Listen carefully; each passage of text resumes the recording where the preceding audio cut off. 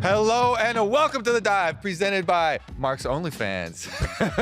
Coming soon. He's been talking it up all morning long, baby. Exactly. April Fool's was last week, Kobe. You missed it.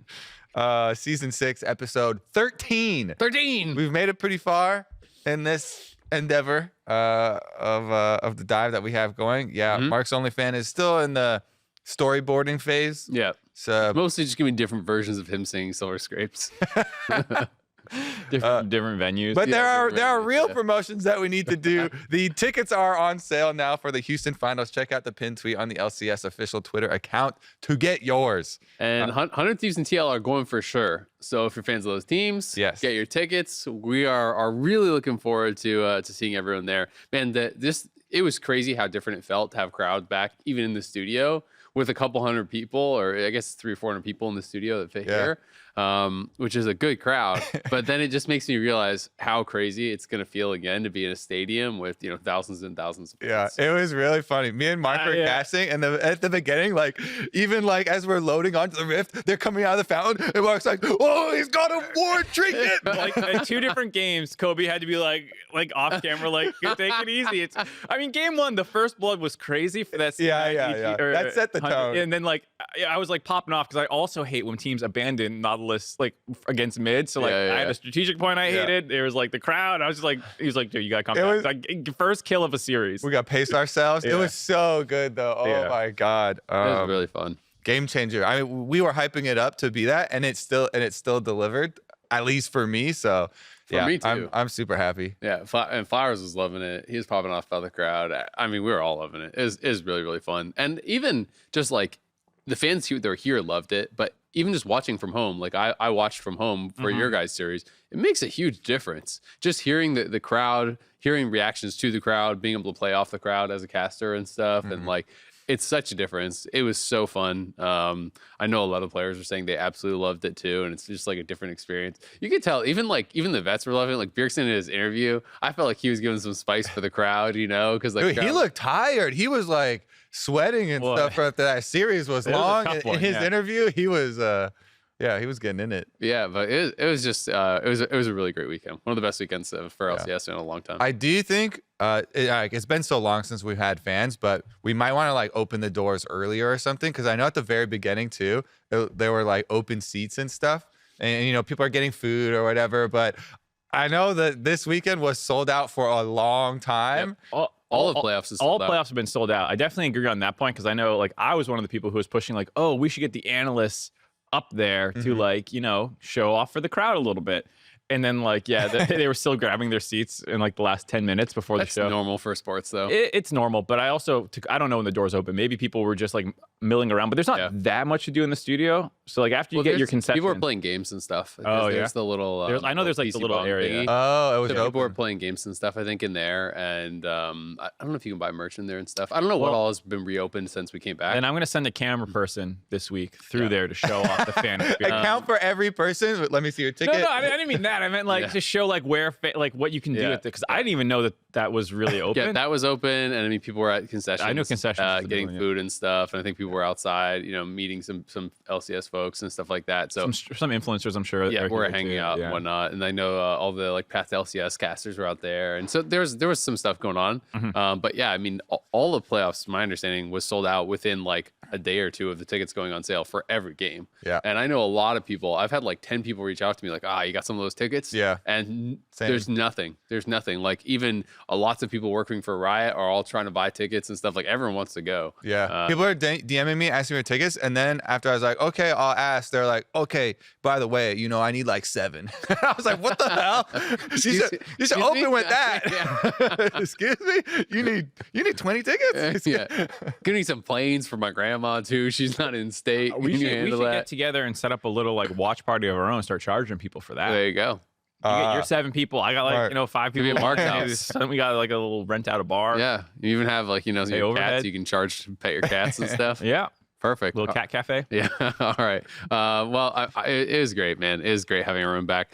We got some less great news, potentially sad news. This The is LPL teams. Very far the other end of the spectrum for news. Yeah, I mean, LPL is having to go remote now, so playoffs are delayed, and they're not even going to start till I think it was April 12th was the I think that's what the date, announcement said. and they're going to be playing remote. But beyond that, they also may be unable to attend MSI. So I had heard from some people about this, that this was maybe something that was going to be coming down the pipes. And Doonby had an interview talking about it, where it's basically like, you don't have to quarantine when you go to Korea, but when you come back, there's 14 days quarantine plus 7 days health monitoring, which I'm not exactly sure what that is. But because there's Asia games, their summer split is condensed to like a month, is my understanding. So if you're missing 3 weeks, you're missing the entire split, which would mean no playoffs, no worlds, no anything. And I've also heard, I'm not sure if this is completely verified, but one of my friends was telling me that Chinese players and just like people would have to, like, if they went to Korea and caught COVID in Korea, you literally can't go back to China for like 6 months or something insane. And so I don't know if that is 100% accurate, but I had heard that as well, which I'm just like, well, no wonder you don't want to go. You'd like lose your job. No one's gonna wait for you for 6 months. Yeah, 6 months sounds really insane. That's what I had heard. I have heard from people because I know people here that have gone back to China and because their family lives there. Yeah. And it has taken like a month with all the different practices because there's different stages of quarantine. Yeah. But for some of the later stages of quarantine, I know they said like you don't have to be in the quarantine hotel. Like there's a first stage where you're quarantine hotel, then you're like you can go home to quarantine. So my friend had told me basically how it works is if you live in China and you leave and you get COVID elsewhere, like so say if we go to Berlin and we get COVID, we have to quarantine in Berlin for like 7 days before the US will let you back in. Yeah. My understanding is China will literally not let you back in the country for 6 months. This is what I was told. So I haven't confirmed it myself. But like that plus even if you don't catch anything, there's the 21 days with this 14-day quarantine plus 7-day health monitoring. Like that is very, very serious, right? Like they would miss a lot. So Doonby was saying like, that they could maybe play remote, right? Maybe play to Korea from China. They did that for MSC or whatever it was when they've had like the China versus Korea stuff. When MSI got canceled, they did that, I believe. So they would be playing with like 30 ping or something. So it wouldn't be too big of a difference. But I'm not sure like what's going to happen with that, right? It'll be interesting to see. Are there like competitive integrity concerns? Like how would this work if only one team is remote? If one team's allowed remote, does every team want to be remote now and not travel? Right? Like, does it get really weird? So it would suck. I really hope that it can be like solved, that they can attend and can also, of course, not miss Asia games and summer split and everything, because that like. It's understandable that you wouldn't want to go. Yeah, given the government part of it, it's not like these teams are just like, it's not that important, we don't want to go. There's a lot of hurdles you have to get over, and in that sense, I hope the global esports team can find a solve that allows them to go, because not having LPL at the tournament, you take out one of the two best regions in the world, it definitely de-hypes the tournament a little bit. It's one of two international tournaments we get a year that you're losing this like representative for. And NA was gonna win this year anyway, and then now it's not gonna mean as much. Like, I don't want that asterisk when 100 Thieves slaps everyone into the grave, Yeah. God damn it. I will say too, it doesn't seem like there would be, assuming that you can handle like referees being in a room or something with them, like if there's some, I think it should be okay. Then it doesn't feel like an advantage for the team on the ping. I can't imagine why you would prefer to be at home over. Well, I would argue there's potentially some advantages like as far as comfort and stuff. Yeah. And if there's a crowd, you have like more silence. You're playing in your own setup. You're sleeping in your own bed. So there are arguably some advantages. Yeah. We'll set up an AR system in their room that they're playing from and pump crowd noise as well as we'll virtual sleep in a hotel with a bad pillow. Virtual kids sleep deprive them. Yeah, so they have to deal with like, I didn't get good night's sleep last night. The true travel experience. We're crying babies. We make them order food from Korea to go. You can't eat your local food. You have to eat this like No, I think whatever. I don't think it's a big concern, deal. But I think that you could arguably. Yeah, I mean, you can always make a case, but like the lesser of two evils is like, do I care that everyone's playing in the exact same environment, or do I want the LPL there? Yeah. And like I want the LPL. I there. want the LPL there. And so if you have to take a little bit of a hit to like your quote unquote competitive integrity, I don't feel like that's more important than making the thing enjoyable. Yeah. Hopefully it works out. Yeah, really, really hopeful that they can find some sort of a solve. I mean, Riot has done an incredible job, I think, over the last couple of years of solving a lot of these issues because there have been so many visa problems. Obviously, having a lot of stuff in Iceland was part of that. You know, a country where you could go and have like less kind of like blockers for some of these teams. So I'm hoping that that can continue to be the case, and then we can have LPL at MSI. Also, we had some power rankings. We were talking about this last week, our prediction power rankings for our history of like how we have all done. And we were talking about this because I won last week and we're like, oh, I wonder who has won the most times and all this. One of our awesome viewers, he is at LOL Podcast Meta on Twitter. He went back and went through all of the previous power ranking episodes and basically to the best of his ability, he said like, we didn't always read out first, second, third, fifth, you know, everything. So he did to the best of his ability in having to infer some stuff, recorded how many times people have won, the like overall best, worst, etc., based on like actual like rankings and like gap between the actual predictions and the real predictions and stuff. It was really interesting. So much data on all of this.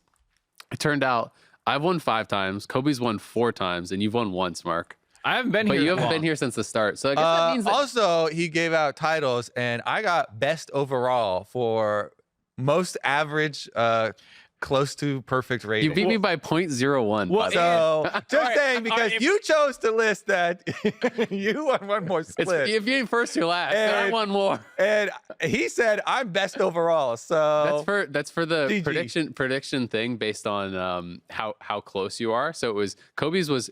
We're wildly close, by the way. Kobe's is 0.203.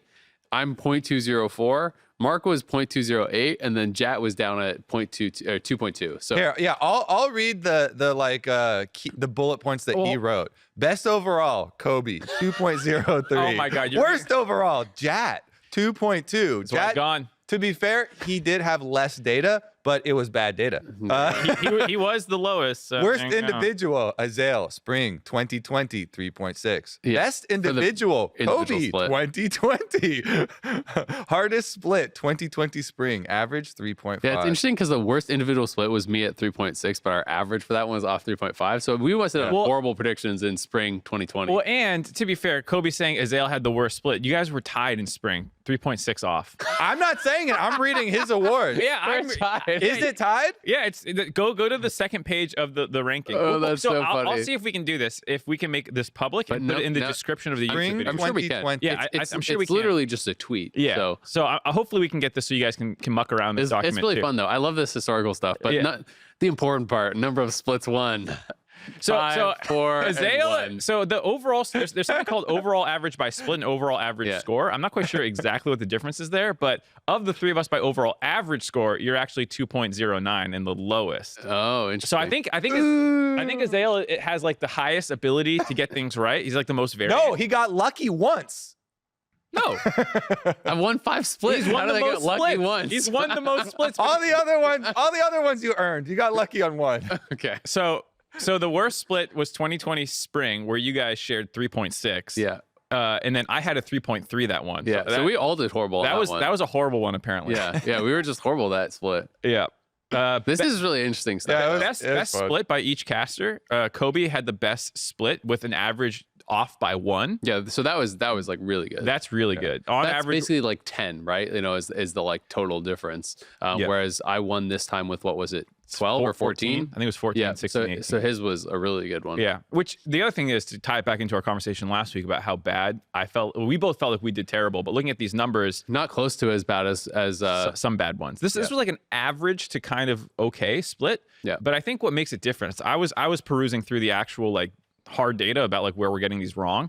A lot of our splits have one where we are just so cataclysmically wrong. It's like 8 points off. Yeah, just blast your whole rankings. And blast that stat up. But then you have everything else that's like 1 or 2 off. And so that ends up being like a 20 off total, which is that 2 average that we're getting, but it's off that one team. Whereas this split, I feel like this is not that interesting to the viewers and listeners and stuff. Dude. It's way more interesting to us because we're competitive. Yeah. And we're like joking about. I also just like we'll average, move on soon, but averages, I think it's fun. To tie into stats as a whole for League of Legends fans, averages are not actually sometimes good data because if you get one outlier, it makes the average seem ridiculous. Well, That's why there are multiple kinds, and you can use median instead. Yeah, but you should look at different kinds of. But everyone just does mean and median are the two good ones. Yeah, but everyone Nobody cares about mode. Everyone only does mean though. No one ever does median. Actually, on all data Not sites, no one, anyone, but every public data site for every data set around sports does mean. that's true. That's true. Yep. No one does median. And so if you have one of these roaming top games and someone gets plus 50 CSD, congrats, you're the best laner in the league now for the whole, because it's just going to slowly get chipped down, but you're still going to be plus 10. Yep.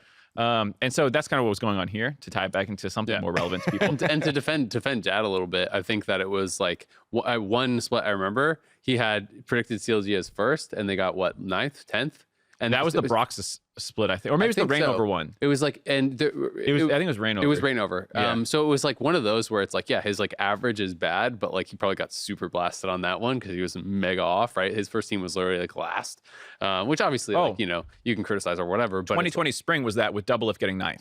Oh, there you go. That was right? the TL game. So 9th that's split. probably why we did so horrible in that one. Then is probably all of us had TL really high. We had them all. We had it universally once. They got 9th. We got +8 for that one. Yeah, it's interesting though. I was talking to one of our producers after this. I think some of this historical stats are really fun to check back in on. So I would love to have more kind of dives on this. But big shout out. It was at lol podcast meta, I believe. We'll probably put his Twitter in there or something. Maybe we can do something nice for him, because I'm sure this was a lot of work going through all these episodes.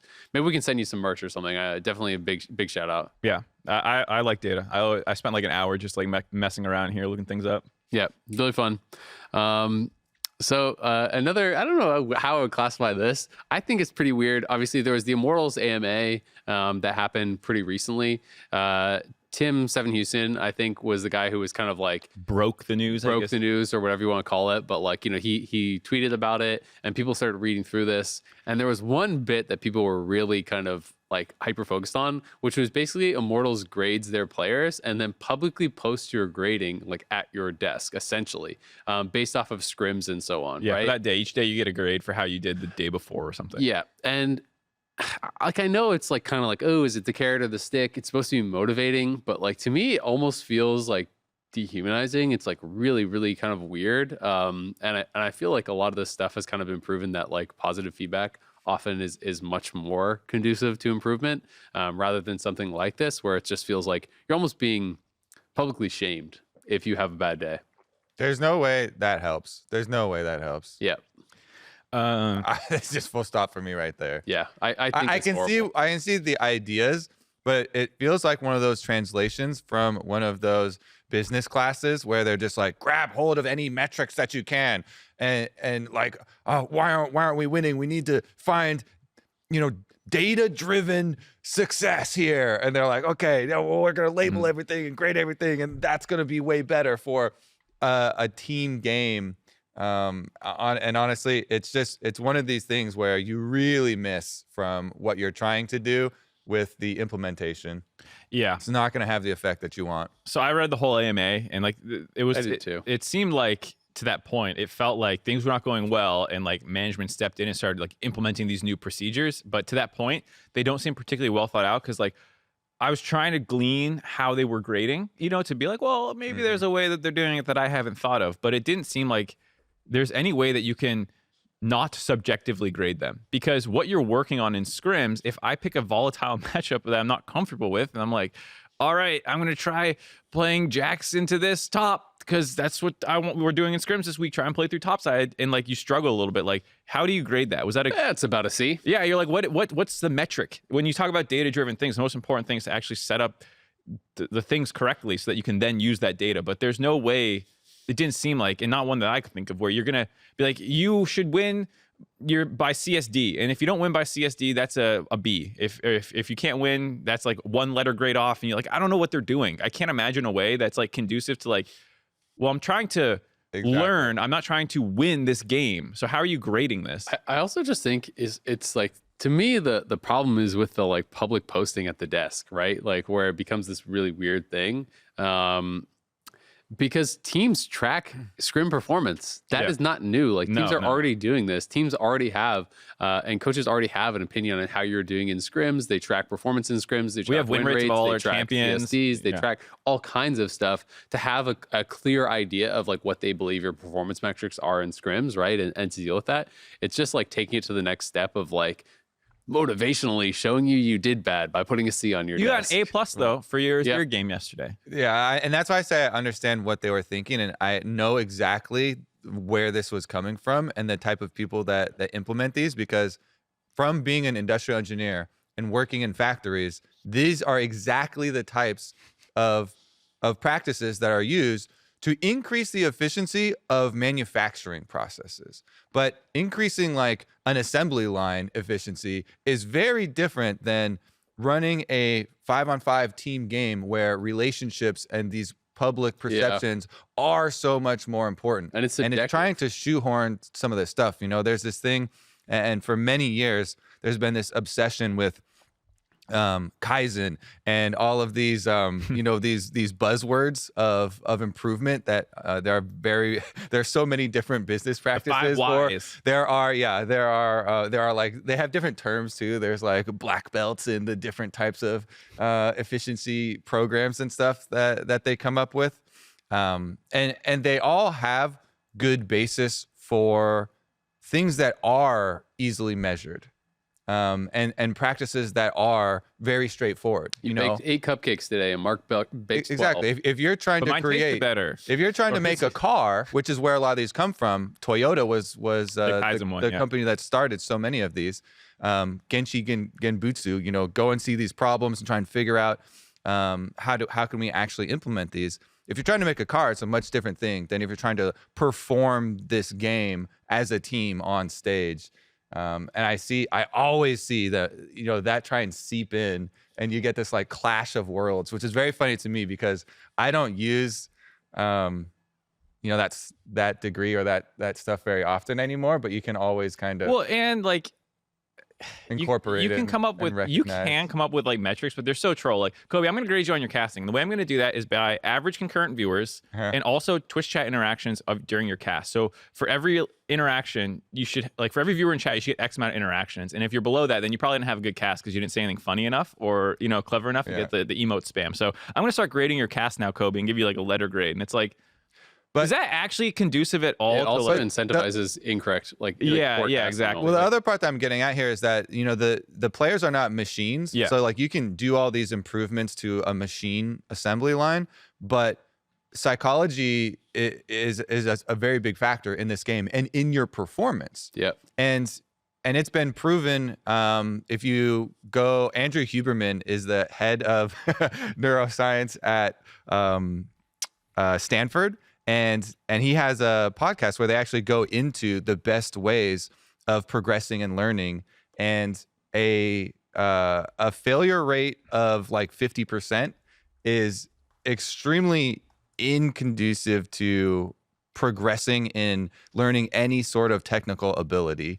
Sorry, go ahead. No, I had something else to follow up on. I was gonna go down a rabbit hole, so we might as well just bail on this. But it's I feel like this is trying to shoehorn a system that's not going to fit in this scenario. I have another rabbit hole, but I think maybe we should both avoid our rabbit hole. Yeah, probably. Because we're going to start talking about, you know, neurochemicals and... Well, you're going to go neurochemicals. I'm going to go statistical, like regression to mean. If you underperform one day, you're more likely to perform normal the next day, and you get false positives of negative feedback. Yeah. There's a Veritasium video about it. That was really Yeah. Anyways, get us out of here, Zale. We're rabbit holing. The only one not in a rabbit hole.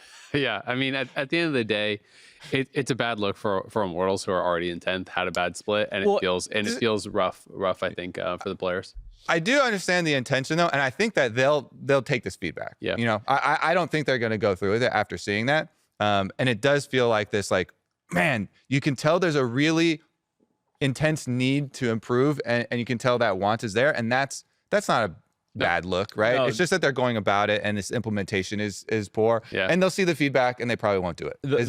The worst thing, I think, was actually like fans were like, what's going on with our GM status? Because they've had 2 GMs leave in the last 6 months, and like one of them was like a diehard Immortals fan, and they were basically like, yeah, that's all internal, we're not going to tell you. And I think for fans, of the team. That probably feels worse even than this like metric one, which is the one that blew up. But I think there are a lot of things in that AMA that and are a little missing. concerning. Yeah. I mean, Immortals is just like doesn't really give a lot of info out in general. I mean, even when they were swapping in Chad, I guess it was for week 8 for like final week, there was like not even a tweet about it or anything. You know, I remember talking to one of the people from the teams who was like, because I was kind of basically saying like, oh, it feels kind of bad that when teams are doing a sub against EG, right? Because I was talking about that, and someone was like, well, why aren't you talking about this other one? I'm like, well, what are you talking about? What other one? and I'm like, well, Immortals is doing it too, and I'm like, well, I didn't know that. I go to Immortals Twitter. There's nothing saying that they're making a sub. You know, like it's just like, how am I supposed to know? That's right? interesting to me too, because I remember specifically when they did it last year with Pretty, and they were, promoting Pretty, and they were like, "Oh, he's just deserving because he played so well in Academy." I actually thought they did it well and maybe that was different management. To your point about GMs changing and staff changing, Yep. They actually did a whole video and they explained it beforehand, and they were talking about the reasons and this is not going to be permanent. We're just giving him some time because he deserves it. Blah blah Yeah. blah. And I always like when there's some insanity. context, even if it's kind of fluffy context. At least you have some insight into why it's going on. Danny, also, there's been Champions Queue has just been a big topic in general. I've been loving Champions Queue, but Danny was taking some flack. I think Danny and Fudge were the 2 players I had heard kind of getting flamed for like, these guys don't even play. So Danny did do it kind of like a tweet with his thoughts on why he wasn't playing, and also why he is now going to play, kind of after some of the criticism. And I've been seeing him actually streaming it quite a bit since then. Yeah. So I watch it most nights, and Danny has been playing a lot now. So I know that this is a little bit old, this Reddit thread, but people are kind of after him because Champions Queue. I feel like, and I agree with a lot of the public, Champions Queue is a very good tool for the LCS, for North America as a whole, and everybody wants it to get use, because if it doesn't get used, Go away. if it doesn't get used, then it's going to be more and more difficult for the players that do want to use it to actually play. So it really takes everybody going all in on it and actually playing, or else the queue times get worse and worse and worse, and then more people bleed away. So it's a kind of, you have to hit this critical mass for Champions Queue to be great. And we had that, and we have had that at certain times. I've been watching it when there were 9 games going at the same time. Not right now. 90 players playing Champions Queue in games, not even in queue, at the same time. And then if you fast forward to right now, where there are some factors like playoffs, different schedules, proving grounds as well. So lots of the academy and the amateur players also have lots of other stuff going on.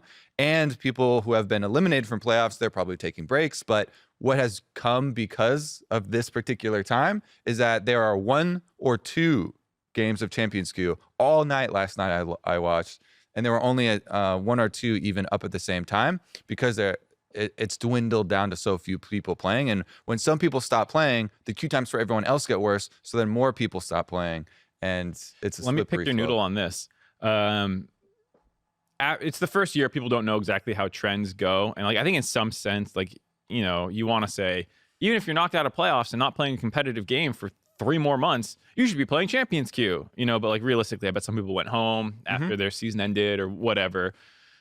Do you think they should, after getting a year of this data, let's say, remove some of these patches where it's just naturally going to fall off a little bit from it, and just say like, yeah, it's just not worth running during this time because it has a negative feedback loop where like people who might want to do it now don't like Champions Queue because they're waiting too long, because the other people who have a reason not to be there aren't there, and then it dies, and then like has a more negative long-term effect than if you just didn't run it during that dead patch. Yeah, it's interesting because that is the whole idea around their pruning for specific brackets of time in the first place. Yeah. And so I do think collecting more data and pruning the times to make the times concentrated, basically, for players to all focus on, all right, this time, if Champions Queue is open for too much time and there's dwindling, interest, then that is going to feed into that problem. So I would say yes, after collecting data, maybe look at some of these patches where, times or systems get overlaid, but maybe just condense it a little bit to really try and be like, okay, everybody try and get this into your schedules. And actually my idea, and this has been going around, all of the Lorlo and everybody who's still playing it, Lorlo, Ole, you know, all these guys that are still trying to keep it alive and still are streaming and playing it, have been trying to, you know, brainstorm ideas and stuff. And my idea was, what we need to do for the next step, because I think we've done a lot of good steps, and I don't think Champ School is going to die anytime soon, is to work with the teams very closely, with the team staff, coaches, and even upper management, and get aligned that Champs Queues should be a priority for the region overall, for the health of all of these leagues, or all of these teams in our league, to be competitive. And if the people paying the salaries of the players make it a priority, even if it's just a game or two a day, or, you know, bracketing out what specific time, you basically add this little bit in addition to what they require for scrims, and in addition to, you know, whatever the team rubric is or what they require. It could be an exchange for solo queue. Cool. It honestly doesn't matter what the structure is, but as long as all of the teams are aligned, that's where the motivation is really going to come from, because the players are getting such big salaries that honestly, the money from Champs Queue is not really the driver here, because it actually takes a lot of games unless you're one of the guys who's who's like down towards minimum salary. Yeah, right? and if you are, it can be actually a really big increase. But I think it would be a really big step. Our next step is to get full buy-in from the teams and coaches and coaching staff to work with how they think it's best for their players to improve. Because honestly, the argument of 1v1s, VOD watching, all of these other things that you have to do, those are valid, and the teams are going to have to work out what the structure looks like for themselves. But I do think Champs Queue should be a component. It absolutely should. I agree completely. And that's why I just think it should take the place of solo queue for a lot of pros, right? Where it's like you have to get in a certain amount of solo queue. That can be exchanged for Champions Queue. It's not that this should necessarily be additional in their workload or replacing some of these other things. And I also fully defend people who are preparing in different ways, because different ways of preparation and practice help different people and find that more valuable. So it's like, I don't think that people should be like, you know, out there starting witch hunts on like Fudge or whoever, people who aren't necessarily playing, because also, I mean, guess what? He was an all-pro. Fudge has improved incredibly quickly. Like when you look at the beginning of last year, him top to the end of last year as a top, he improved incredibly fast. He's improving very quickly as a mid laner. So, you know, I am kind of on the side of the argument of it's like, okay, we'll find out what people are doing that is successful for them. And you know, there are different ways to do it. But Champions Queue, I think, is incredibly important. And I said this even a couple episodes ago when we talked about it, where it's like, Champions Queue needs to be a priority if people want it to stay around, because like, this is not speaking from some insider knowledge. This is just being real. It's like, I can't imagine a world in which they're putting up $400,000 of prize money and all the resources to actually run this. And then if it's not getting used, I can't imagine it staying around, right? No. So if you want it, it's got to get used. It's one of those things where it's like, this isn't happening in any other region. It's happening in NA because ping sucks. And this has been a problem in the region for so long. So this is a solve for that. Yeah. I think almost every team that I'm aware of treats Champions Queue and Solo Queue as the same. Yeah. In terms of like, if you're required to play 5 games a day, we don't care what you play. There was that thing that came out like a couple weeks ago about like the TSM situation, which was debunked pretty quickly, but I didn't see like the counter blowback of like, wait, this is just not true about like their solo queue game or champions not counting to their solo queue requirements.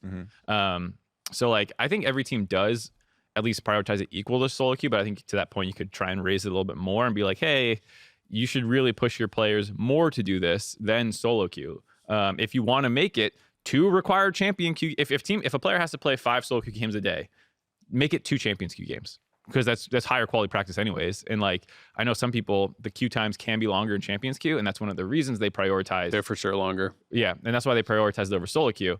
But that's also like, that's you're trying to get it done as quick as possible. You're not trying to actually improve, and that's where I have a bit of an issue with. And we survive together or we die together. Yeah. It really is this critical mass, and that's why I want it to be important, and then why it's important to get buy-in from all the teams. If we actually make all of the teams in on it and it's a priority for everyone, then the queue times, that problem goes away. It gets so much better. When there were 9 games at the same time going, the queue times were actually popping, and it's just this huge sink as soon as even some people stop playing. Then you have, you have roles that are over queued for, you have roles that are under queued for, then it gets harder, and it just really exacerbates the problem. So that's why it to me, it's an all or nothing system, because you don't have that big of a population. Yeah. And also, you can do some other things to try and help with the population. I do think that down the line, there should be a way where you can get from the top of solo queue to be able to get into champs queue.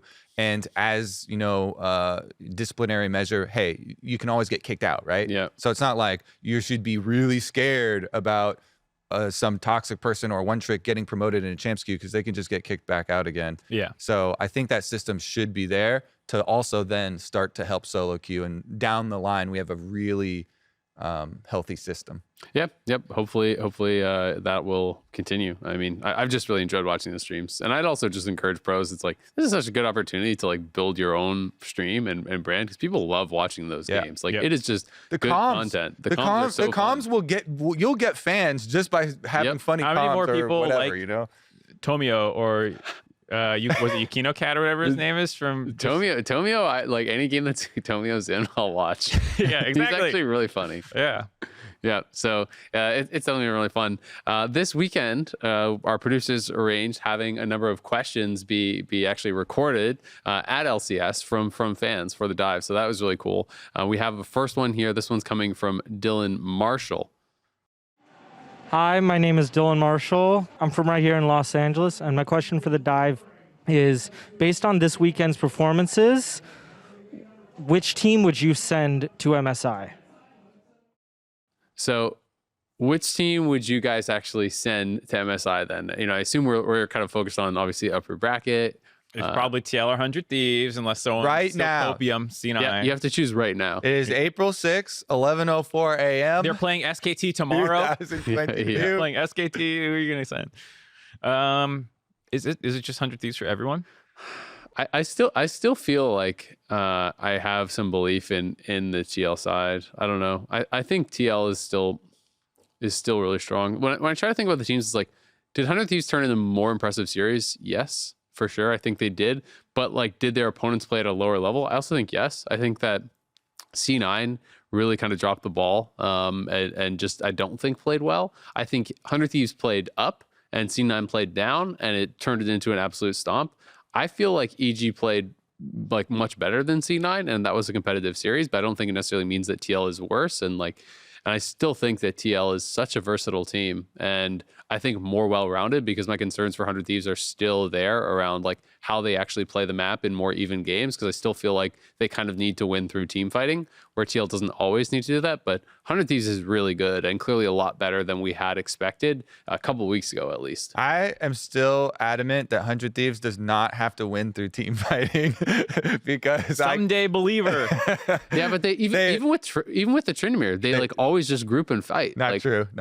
I casted the games where they won with Someday at the Nexus turrets. Yeah, I saw it with my own eyes. And I will die here.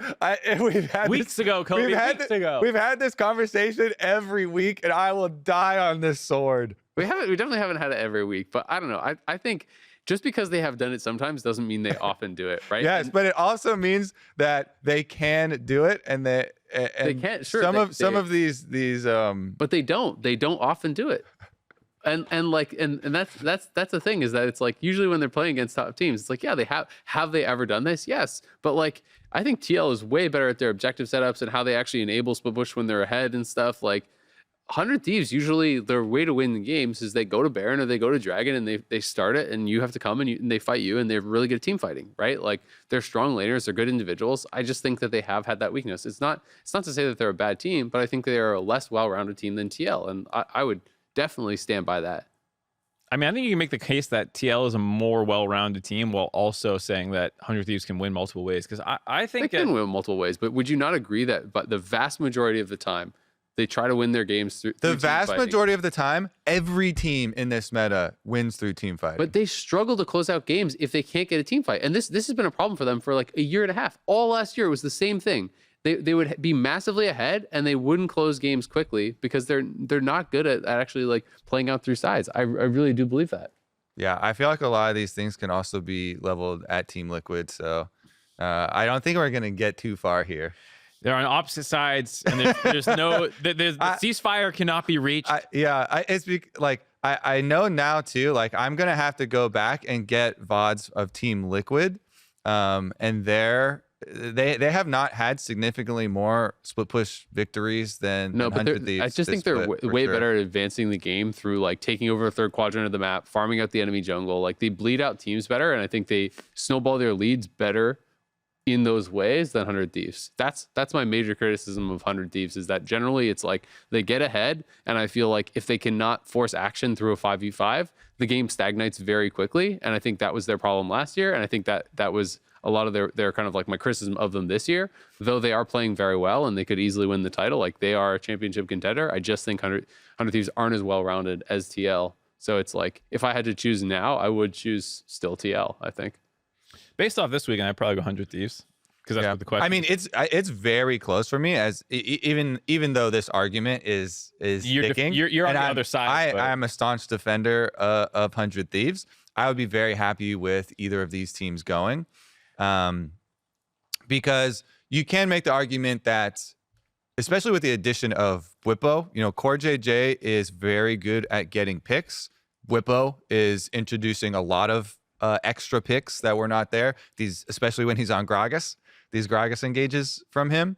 I would say that 100 Thieves are capable of that, even though he had a little bit of a stumble in the beginning of spring. I think that he's also extremely reliable at getting those, as well as Closer being a massive playmaker and force. And I just think that is something that 100 Thieves have that Team Liquid do not have. Yep. So there are pros and cons on both sides, and it's definitely difficult, but I would be happy with either one of these. My answer would be whichever team wins the best of 5 that we're about to have. That's cheating, though. It's cheating because we have to answer now. Yeah. So as of right now, because I've done all these arguments for 100 Thieves, I think I'll stick with the 100 Thieves side. But yeah, I would not be disappointed to have. I'll go in a TL slightly different direction. I felt like 100 Thieves was a lot cleaner than TL. I think TL did some dumb stuff level 1s. I think they had some mistakes, just like with their decision making, some of their drafts. I thought 100 Thieves, every step of the way, I was like, intellectually, I am stimulated by what you're choosing to do here. I thought Closer's pathing and the choices he was making. Closer played so well. I mean, he played well. Like mechanically, everyone's gonna remember the flash over, the volley bear for the kill. But I'm thinking about game 1, just he gets a kill top, goes to his Krugs, and then rather than resetting, he just goes right back top and kills Someday again on the spawn. Knowing that hey, Summit's their only threat. If I just neutralize him, who gives a hell what's going on the rest of the map? I thought he was really smart. The level 1's really smart. I thought their drafts were really smart. I even they showed some flexibility still with the Lucian Nami, and that they can play through different points of pressure. I looked at that and I went, wow, I can't really criticize them anywhere this series. And again, this is maybe to the point that C9 just didn't push them very hard. I thought C9 was really bad. Yeah, we'll get into that. You did remind me, though, that I also really wanted to shout out Reaper, Mythy, basically this 100 Thieves coaching staff that they hired away from Cloud9. Basically, these are all a lot of ex Cloud9 coaches, but also Freeze, Jungle Juice for them, the analysts. They prepped really well for that Cloud9 series as well, and as kind of obvious as it is after their first success, which they were the first ones to open up this Summit weakness that now everybody is overreacting to and saying is this giant liability. 100 Thieves were the first ones to do it in Super Week with their strategy that they built to counter him, to attack him. And this is the first team in the league to do it. If you watched the sandbox games from LCK, then you would not be as surprised as everybody else is right now with these types of Summit games, because he was also attacked there, and he also played the same way there, very aggressively. And in some of the cases, it snowballed against him. A lot of these cases, and why he's so good is when he snowballs it in his favor. But I just think it is good scouting and preparation, and coaching staff deserves the shout out. That would be the X factor for me for why I want to send them right now to MSI. Is I'm like, well, they seem like they would cook up something to throw SKT a curveball right now that Yeah. I would be happy to watch. That's interesting because I mean, obviously, we'll do our more full predictions there so for that series next week because they're not playing this week. But that sounds like both you guys are basically predicting 100 Thieves, then, right? If you're saying that's the team that you No, would we're send to sending them MSI. today. TL is going to improve in these 12 days. That's so fraudulent. That's so fraudulent. Why? Why is that That's why fraudulent? we set the question date. was 4, today. 6, That's so 22. fraudulent. If You guys send both the team change- liquid. if You both send the change team and liquid. pick That's TL, 5-man face checking a 4-range comp.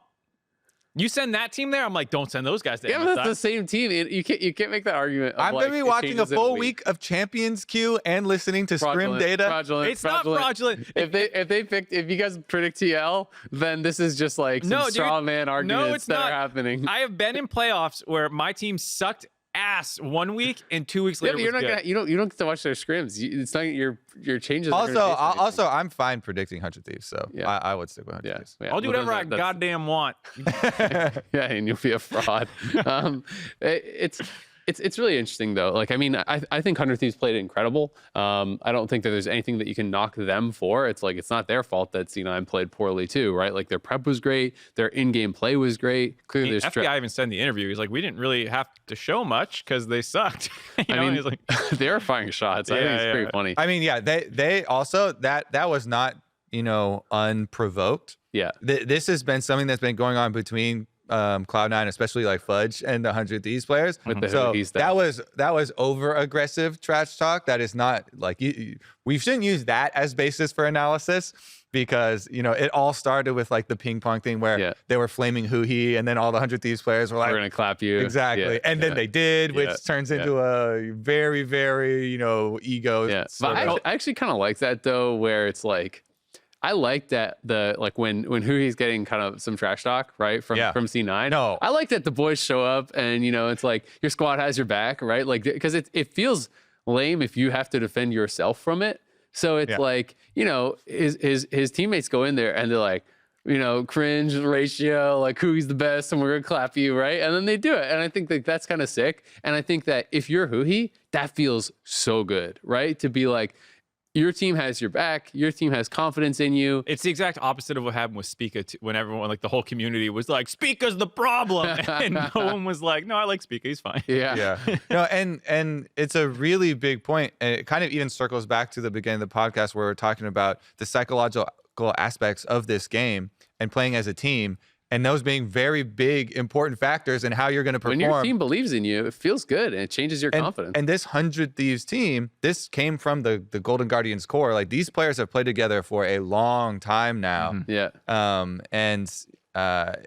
It's fun to watch that sort of group continue, which is also one of the reasons why people were so happy that we had one team that didn't change their roster coming into this year, and it was 100 Thieves, defending champions staying over. That's what's these types of community things, and that the boys got my back type of feeling comes from keeping the same rosters and same players coming over. And I 1000% agree that it was just so much more meaningful.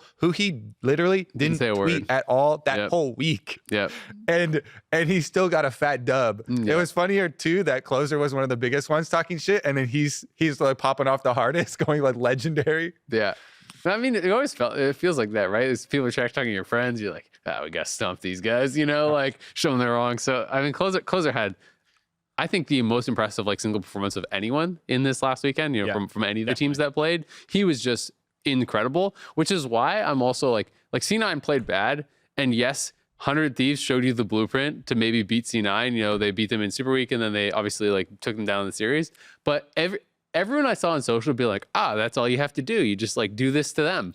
I'm just like, your jungler kill them 6 times. Just have your jungler perform better than anyone has all year long. Excuse me, that people can't just replicate that. It's like, all right, Broadstalker, get out there, bud. Just do what Closer did, right?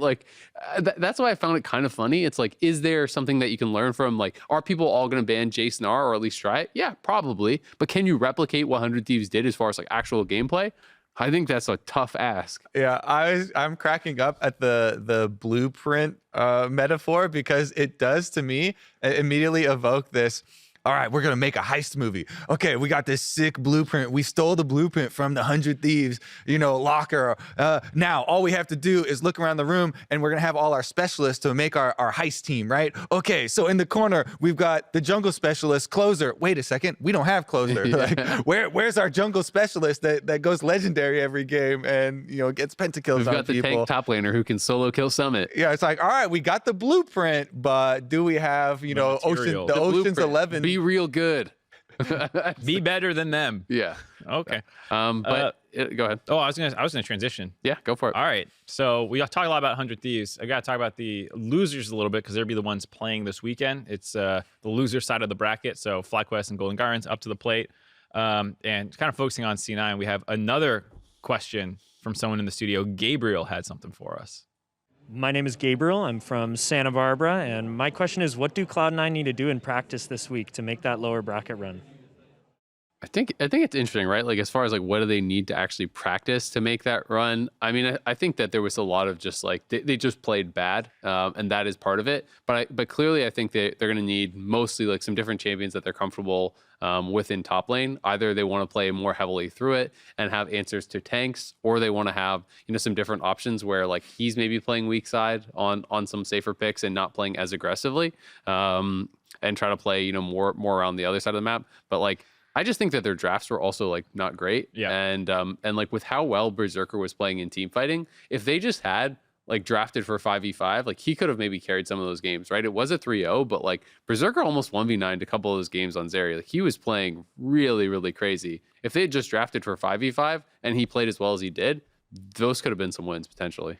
So yeah, I was even yesterday, I have a funny story. I was doing my normal thing, spectating Champs Queue. I always jump in and want to show the games that like the big name players in. Ooh, Summit's in a game. Great, we jump in this one, and I'm like, oh, perfect.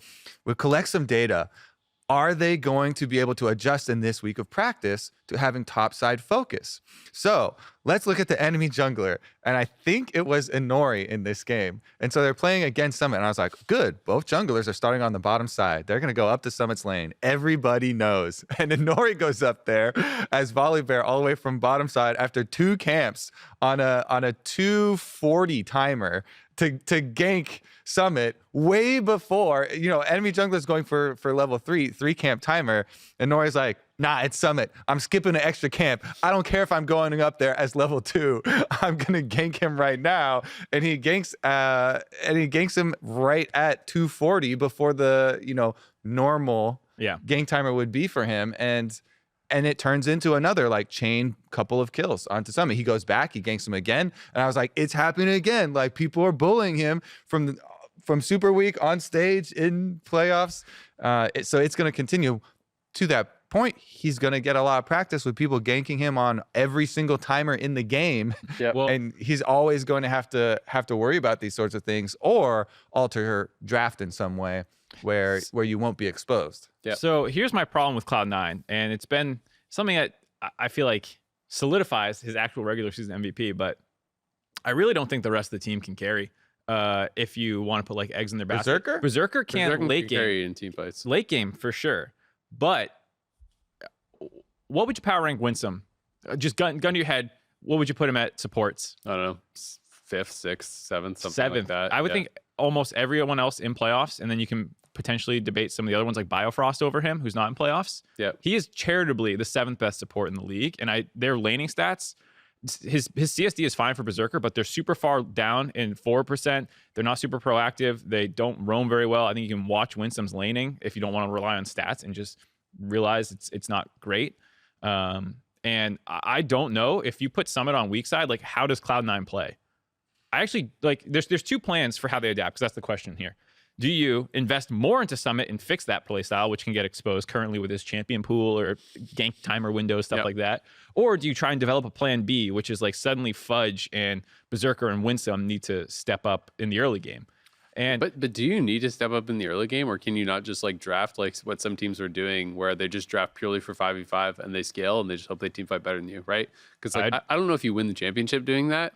But like Berserker's really good at team fighting. This is not a shot at Berserker, what I'm saying, to be clear. Yeah. It is a shot about Cloud9 as a team being they have to play through They're top. very dependent on top lane. Because if you play a slower game, what matters more is support roam windows and how you abuse people. Like if Core JJ is playing a scaling game, scaling doesn't mean sitting in lane doing nothing. It means finding how to get vision and neutralize threats and like play the map intelligently. And You don't think Blabber can do that? Because I would push back a little bit. Blabber's the other thing in the early game, but I'm not convinced. Fudge. So here's one of the things that really killed my belief in this plan is I watched Fudge on Rise not have a single macro ultimate on his Rise in game 2.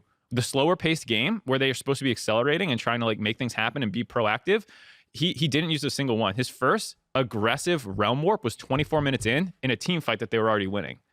And like, in a slower paced game against Abadaga and Bjergsen, who are going to be moving around the map and like, influencing their will, it's not like you're just trying to snowball, but like I haven't been impressed by their mid game map movements. I feel like they've only ever played through like Summit gets a lead top and then there's all these windows. It's a lot easier to get up there and make something happen. But if you're in a neutral game state, I haven't been super impressed by Winsome, by Fudge, and even Blabber a little bit. I think he's fine, but like, I don't know. Because it's not about they can't win this way during the regular season. It's when the enemy team has game planned against you and you're playing against the other 3 or 4 best teams in the league, the EGs, the 100 Thieves, the TLs.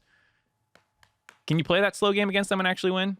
See, so the question, what do Cloud9 need to practice this week to make that lower bracket run? And I guess that we're going to start with, Golden Guardians. I would say that practicing for other Blabber routes than Blabber focusing up on top side is something that should be practiced. Yeah.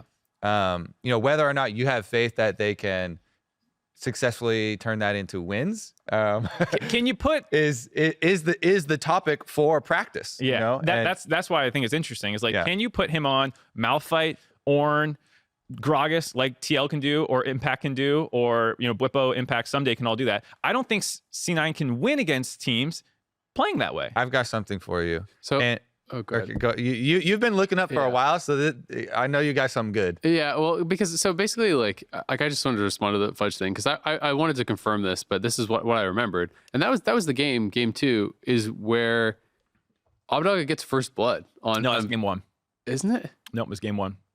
Okay. Yep. Game 1 was doomed. Yep. I don't have any criticism for Fudge game 1. He was going up against an extra Doran's ring from level 1. Yeah. And his whole team blew up. Yeah. No credit. It was for sure game 1 that everything went wrong. That's why they ran back the same salty draft. ran back game 2 because they're like game 1 boomed. And even though I don't like their draft, I understand the reasoning there. Yeah. And then they had a slower pace game. There was nothing wrong with it. They got first blood.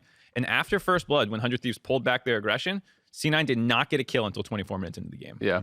I also do think though that like a lot of the criticisms and stuff are like overblown. Like I think you're going too far the other way of like Fudge can't play the map, C9 can't do anything early without some like this type of stuff. I think is not really totally fair. Like even with what I consider to be like a massively worse late game draft and not a big advantage, they literally got to the Nexus towers in game 2. Right? Like it was that game or it was game 3. I think it was game 2. And game 3 was actually close as well and came down to team fighting where it was like the game 2 draft is Renekton, who's like a 1/6 Renekton, Diana, Rise versus like there's Victor and Aphelios and an Ornn and like they were way outdrafted as far as the 5v5 and they still almost beat 100 Thieves in those games. Like yes, it's a 3-0, but I just think people are getting too far the other way of like, C9 can't do anything. They got absolutely trashed. They had way worse 5v5 drafts, went to 5v5, almost won in 2 of the 3 games anyway in 5v5. I just think it's like they're not so bad because there's this thing that happened.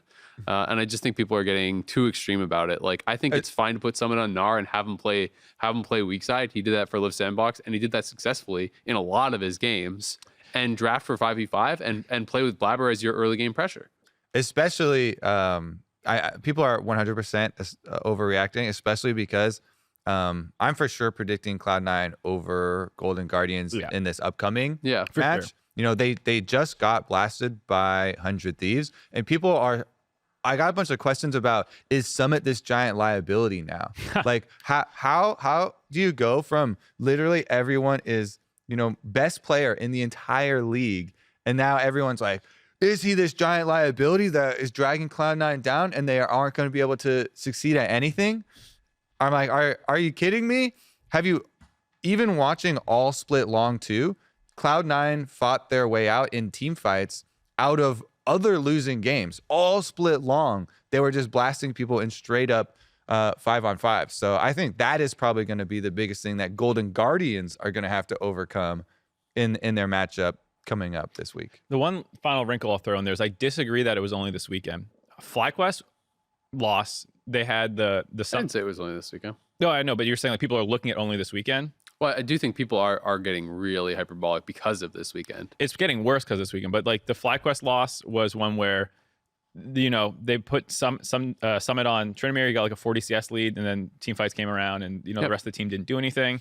The previous time 100 Thieves played them, I think they had a bad last TSM, 5 games. They were 2 and 3 in their TSM last as well, 5. just camped Summit, and the rest of the team didn't do anything to offset that. So I think there is a legitimate concern that this team, when Summit gets camped or can't get his own advantages, through the last month hasn't looked good. Yep. And you're in playoffs now where people are straight up game planning against you. And in the regular season, teams don't do that. Teams spend the first 2 to 3 days of practice out of a quote unquote 5 practice, or 5 week practice thing, 5 day practice week. Jesus, I can't say it. All right. You're pumping. You're on a roll. Let's go. My point is, when people actually game plan against you, it's very different in a best of 5 than it is in the regular season, where people just give you Gnar and Jace whenever you want it. And then you have to actually show that you have other strategies. And I think I would push for this prep question. Start practicing Camille a little bit more, start practicing Jax more, start practicing things that can actually snowball a little bit harder, and keep playing your way that you play, because they're actually insane when they play well. I don't want to make it sound like I think C9's doomered. I just think that between the two strategies, I'm like, figure out how to unlock Summit again, as opposed to being like, oh, we can't win through Summit now, let's go put him on weak side, which is how some of the community is saying that he's a liability now. And now I'm on the other side of that completely. If you're on blue, everyone's going to 5th pick their top. They're going to counter pick top against Summit, right? Yeah. So in those situations, you have to have the flexibility, I think, to be able to have a safe blind pick. Oh, right? you can start picking red side for what it's worth too. Yeah. But half the games, right? And I mean, that's what happened in the TL series. In the TL series, there was a 100% win rate on red side. Yep. Every red side every was game. 7-1 this weekend. Yeah, there you go. So, I think we'll be moving more towards that. And Summit also is blind picked more than any top laner in the league. So it's like if you need Summit to get an advantage, well, guess what? Maybe you should be counter picking instead of blind picking every game for your top laner. But I mean, part of the reason he's also blind picking is because the rest of there's the team. priority on these picks. And they get banned out. Oftentimes, you know, the strict blind pick stats really lie to people, and they're like, oh, look, I get no draft resources, except it's a blue side first pick because, you know, you highly prioritize X champion. And clearly there's a super high priority for Summit. Gnar, Jace. Jace is also getting nerfed on upcoming patch, which we're not changing to, so that'll be a problem for the future. But that I think that is a big part of it as well, because if you do not pick him, Gnar, Jace early on, people are definitely will ban it later if they haven't already banned it. Yeah. No, that's totally true. So that is one thing. I do want to get up on my We should get podium. the Golden Guardian side. Yeah, I do want to get up. Hold on, let me do my do a little podium moment? Alawi. I want to get on my Alawi podium. Oh again, my 'cause God, I brought it up. Alawi Not again? allowing. I brought it up last week. I'm gonna get up on the podium until like this happens, because it is so good. If people are going to be blind picking, and especially for Cloud9, if people are going to blind pick tanks against you, you know what Summit does? He 1v2s people. Get this man Alawi. This champ is so insane at destroying tanks and winning 1v2s against junglers coming to gank him. I swear, if you just pick him Alawi, a counter pick into one of these tanks, have Blabber go up there, even just to counter the first gank, then he'll be able to play on his own. It is such a magnificent counter pick right now. I just think Alawi players start playing, destroys your team comp in too many games, because Alawi can only function when teams engage into Alawi. which is 90% of games, and why I'm saying you should do it when you see the top lane tank, which is always an engaged champion. Yeah. So The other thing I'll say- I swear to God, you're not gonna be able to use this every game. Yeah. I'm definitely well aware of that. But there are some games where you will hard win. They are heavy melee. They are tank top. If It's they're just heavy like melee and they're hard engaged, then I agree. Alawi. One other thing Alawi can do is stand around objectives and fish with E. That is a legitimate thing I watched, because there was one Alawi one trick in collegiate or academy when I used to cast it. And they would always do this. Like the Alawi would get super far ahead because it's just insane, because you don't need any resources. Your team gets ahead on because you just overload that side. And then you just stand around objectives and you just, you know, fish with your E, and you land one and you chunk the jungler out to 20% HP. He's got tentacles spawning all around. You start Baron. It actually, I'm with Kobe. This is the best pick in the game. Okay. Thank you. All right. That's all. Golden Guardians, we'll see. Yeah, I think there's some great tank counter picks. I actually think, unironically, NASA's also really, really strong in tanks. Kale as well got picked in the LPL. I think it actually lost. Shut up. But, This is Alawi's time. but there's some good tank matchups for sure. Or if you want to go hyper aggressive, you can go Fiora, right? And actually try to win through sides. Let's do it. But Golden Guardians, they're obviously the matchup for Cloud9. We talked a lot, obviously, about the Cloud9 side because there was, a lot of discussion about it with them getting trounced by 100 Thieves. But you guys alluded to it. You're still favoring Cloud9. Like, what do you think about the Golden Guardians side, though? Like we know that they have a really good early game. They did show in the last week that they were willing to do some drafts where they want to go just like full late and kind of like shore up, I think, some of their weaknesses in late game by planning for that with a really good scaling comp. For me, their biggest liability is actually going to be their team fighting. And a lot of people have honed in on this with the dealing damage later game in team fights, even with early gold leads, has been an issue for them. The one thing I will say though, for Golden Guardians being underestimated is that I think Pride Stalker is extremely good. Pride Stalker is actually, I think, a very underrated jungler. Definitely has the potential in this series to really make a name for himself going versus Blabber. I feel like there's a big opportunity to shine in a best of 5 here for him. Is going to be a really big stage, and I think it's going to be a really big moment for him and this team. Again, the biggest thing I'm just worried about is pretty simplistic, but is their mid and late game team fighting and actually being able to, win those fights, even if they have good setup on the objective. Some of the times the setup hasn't been good, but even if they have good setup on it. Yeah, I think the other thing about Pride Stalker, as much as I like him, he does play very differently than what Closer did in that series, where you picked a lot of scaling, but you also kind of won early game 2 of the 3 games because Closer just popped off. The bridge pick, basically. Yeah, with the Lee Sin just kind of carrying the early game, and then you outscale. I think Pride Stalker is very selfish, I guess, in a way, you would say, where like a lot of his he's really farm focused. That's where a lot of his leads come from. And then he shows up at lanes and like does something, but he's not like running top 3 times to chain gank Summit like, Closer did. He killed him 3 times in 6 minutes. I just like, that's not really how Pride Stalker plays. So in terms of this like blueprint idea that we were making fun of, like Golden Guardians will have to adapt and do it their own way. But I do think, in theory, like a Blaze Olive has been really good in late game scaling team fight champ situations. Your bot lane, Ole and Lost sometimes like to play more aggressive. Like maybe you do try and that. Ole always likes to play aggressive. He wants to go in. So, if you're like, hey, do you guys want to play Nami Lucian this week? He's like, hell yeah, I want to fight them bot lane. So I do think there are some advantages that they could try and find. But I'm still worried that Licorice isn't someday. Yeah, Pride Stalker is not Closer, and so we'll have to like find their own way in, and I'm not sure what that is. Yeah, Licorice does have, I think, quite good laning, yeah, but like in a very different way than what Someday used to shut down Summit. Obviously, where his was a strategy of like neutralizing. I agree. Like my concern is very heavily around team fighting, which is also kind of like why for the C9 side, when I was talking about like, well, they could just play slow and look scale, because like when we were going into the later weeks, I just felt like that was the strategy that people would use against Golden Guardians in playoffs. What I saw TL do against them, I think it was Super Week, or maybe it was the end of week 7, but I think it was the first game of Super Week, where it was like TL basically just drafted full scaling, right? They like 5th pick Ornn. They had like Trundle top or Trundle jungle or something. Trundle jungle, Victor mid, and then they had this Ash bot, and it was like, Golden Guardians actually had a strong early game, but then Teal showed up to every dragon fight. And to your point, Kobe, even when they had first move, their timings around like, especially the Meganar, was really poor. So like often Licorice would show up with no rage, and then they would just hard engage instantly, and they lose every 5v5 like that.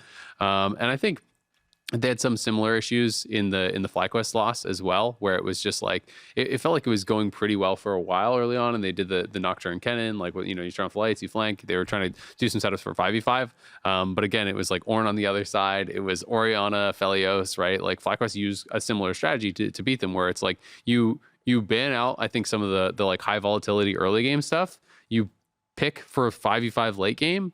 And Lost has not been able to like show that he can consistently carry those games. Their setups aren't always great, so I think that's like the big concern for Golden Guardians. But I think that the like positive side of it is, if you can emulate and change your style a little bit to do some of what 100 Thieves did, like they have shown that they can get leads. And if C9 is going to draft some like Renekton type stuff, like they're going to draft like not strong team fighting, and you create an advantage and have some good team fighting, like maybe there is a way in that kind of direction. Yeah, I think a big spotlight for me is Licorice. He's actually had a very similar champion pool and play style to Summit, all split long, where on blue side they're playing Gnar and Renekton, and kind of just focusing on these more laning oriented champions to be a point of pressure on the map.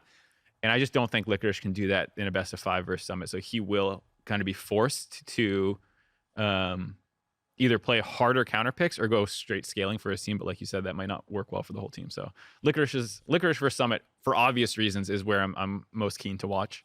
Yeah, I mean, it's also like I think a big potential like kind of redemption week. I mean, if C9 bombs out and loses to GG, like that's a crazy flop when you go from like they're the number first one place heading team, into Super Week, 2-3 last 5 games, 0-3 first series. So they're now 2-6 in their last 8. If they lose to Golden Guardians, that would be absolutely shocking. But it's also shown us that like a lot of these teams that we weren't expecting to be as good were way more competitive. Like 100 Thieves look way better, I think, than people were expecting. EG looked way better than they were expecting.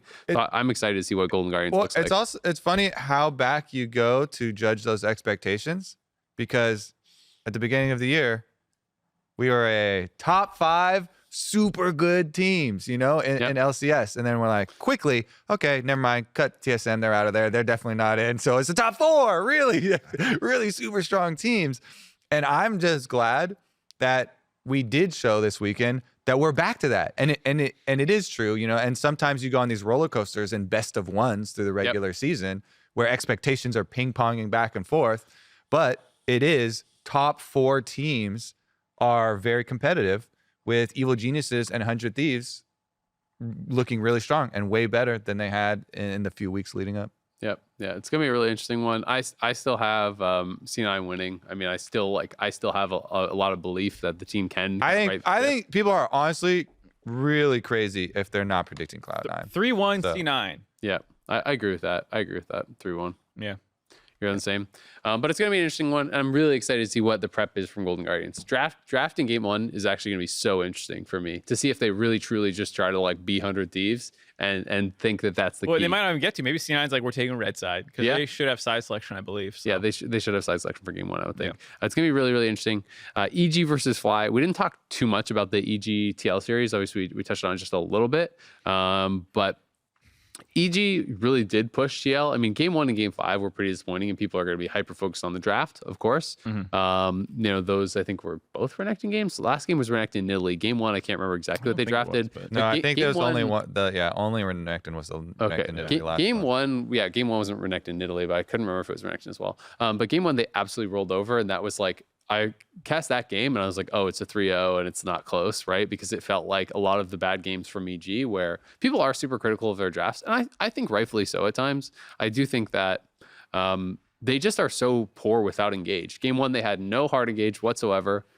After that, from the series, they started taking red side and they went Leona like every game, right? So they were always early picking their engage supports, because in game 1, it was like 2 support bans first round, and then they didn't pick Vulcan's pick early, and then they banned out Leona and Alistar or whatever. It was like Leona, Alistar, Nautilus, Rakan, all were banned or something.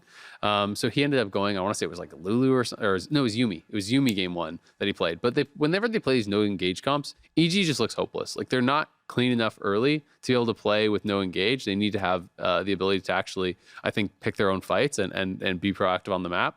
So I do think they'll take some real lessons away from the TL series, where it's like they looked like a completely different team when they drafted hard engage, when Vulcan is able to actually do things.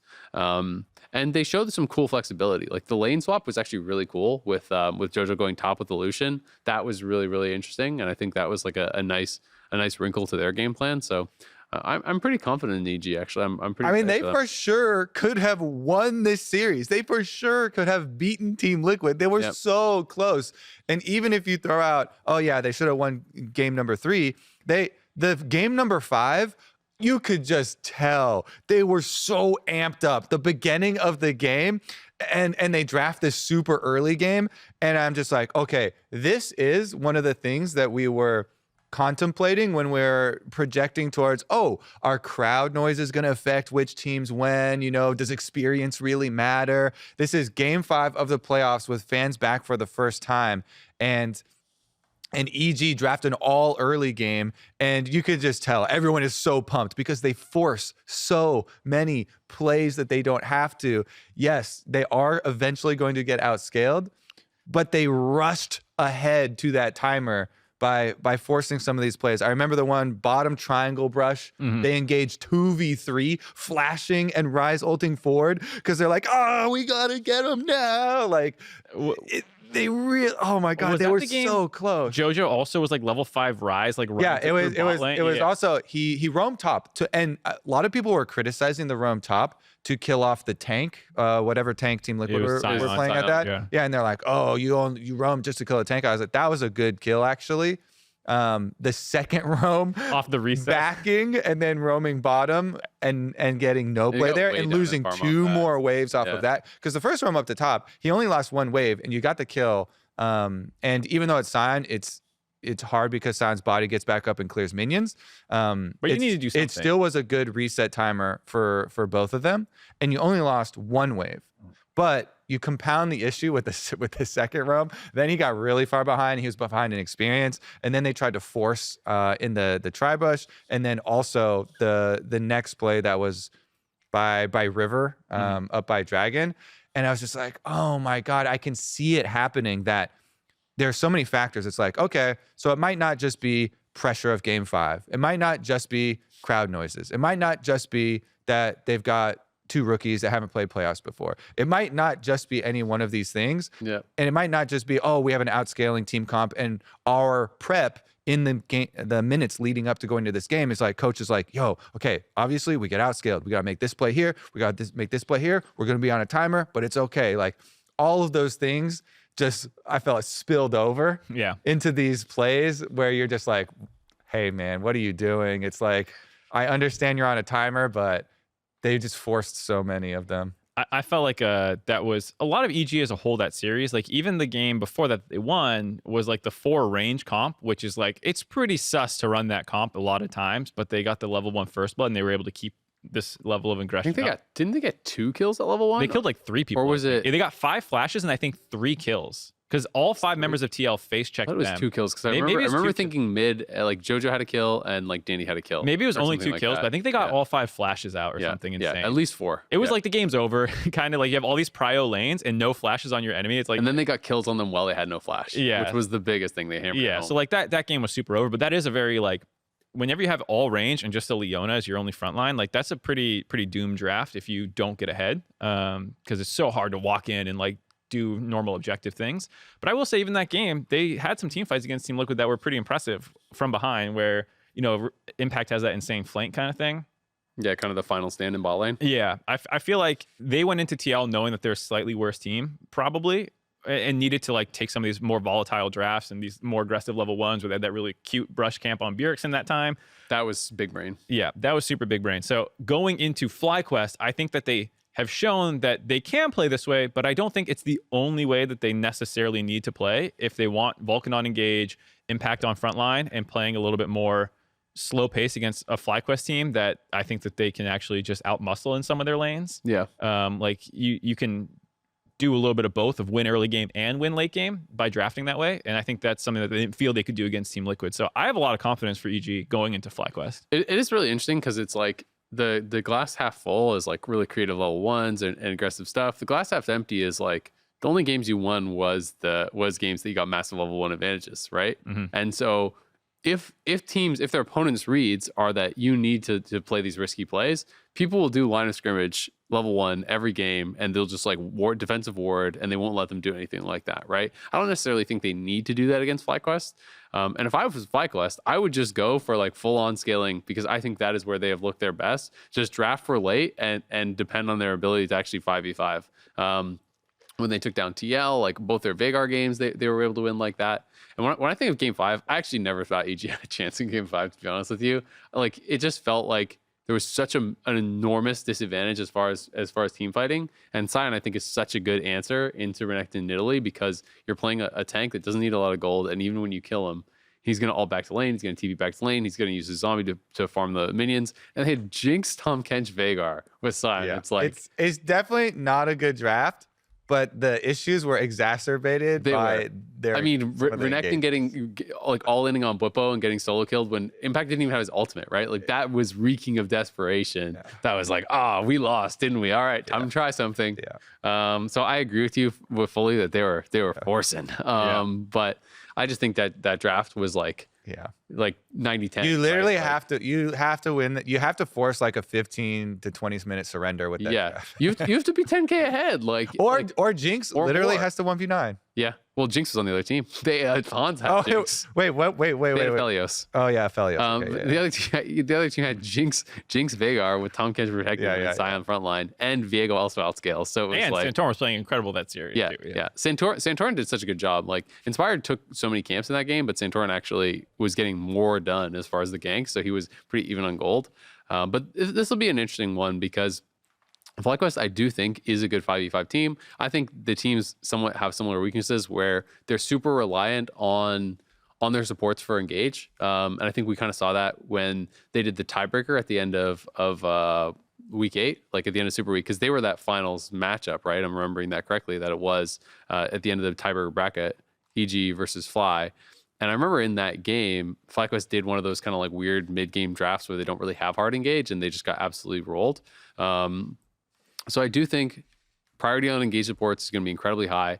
I think drafting for scaling makes a ton of sense. And if FlyQuest actually does get good drafts where they can get good 5v5 comps and have like, Afromoon playing engage, I think potentially they can actually win the series. Like I think they can be competitive here. I think a large part of it too will be Jose Dioto. I feel like you've seen how important junglers are in both the winning series. You've changed your tune from all junglers are overrated. Finally, the position is imbalanced. Is the new angle. Everyone complains about junglers. You're altering a little. No, I see. I just mean, I think to this point about EG's early game being good and their level 1s, whatever. I think Jose Dioto helping to stabilize lanes or get them ahead, even if they are going for a more late game focus. I want it to be like that 100 Thieves version where he's playing Lee Sin and we've seen him pop off. I want to see him do that more than I think I want to watch any of their lanes play particularly well. I just want Johnson, Afro, and Takoi to kind of scale up, and maybe Kumo has some spice in the top lane. But if they're going to win, I think it's mostly going to be off these later game drafts combined with some good early game plays that get them to that point. Yeah, I think my biggest concern is going to be Kumo. Like that feels like potentially the biggest mismatch up there. Because I do think that Impact had actually like quite a good series, like the Renekton Nilly thing that's felt like more like a draft. But even in that game, he had some really good flanks.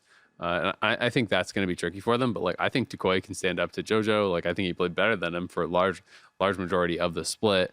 I think that bot lane is more of a question mark. But when Afro and Johnson are playing well, like they're strong. Like they're actually like a pretty good duo. But I do think they're super reliant on Afro to like make things happen. And that's when FlyQuest really starts to like fall apart. I feel like is when Afro's having a bad game or like isn't on engage or they're losing lanes.